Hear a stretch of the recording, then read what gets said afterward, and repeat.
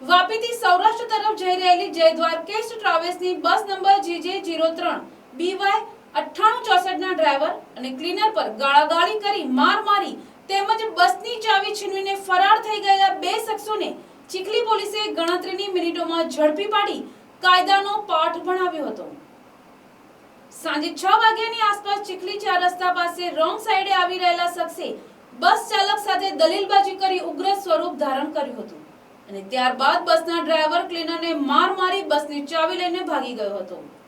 આ બનાવના કારણે બસમાં સવાર મુસાફરો આશરે 2 કલાક સુધી અટવાતા ભારે હાલાકીનો સામનો કરવો પડ્યો હતો। રાષ્ટ્રીય ધોરીમાર્ગ પર પેચવર્કનું કામ ચાલતું હોવાથી હાઈવે પર વાહનોની લાંબી લાઈન લાગતા વાહન ચાલકો સર્વિસ રોડનો ઉપયોગ કરી વૈકલ્પિક માર્ગ ડાયવર્ટ થયા તે દરમિયાન આ વિવાદ સર્જાયો હતો। જો કે ઘટનાની જાણ થતાં જ PIDS કોરટ સર્વેલન્સ સ્ટાફ તાત્કાલિક ટેકનિકલ સોર્સ અને બાતમીના આધારે ગણતરીના સમયમાં જ બંને ફરાર શખ્સોને ઝડપી પાડી તેમની પાસેથી બસની ચાવી પરત મેળવી બસ ચાલકને સોંપી હતી।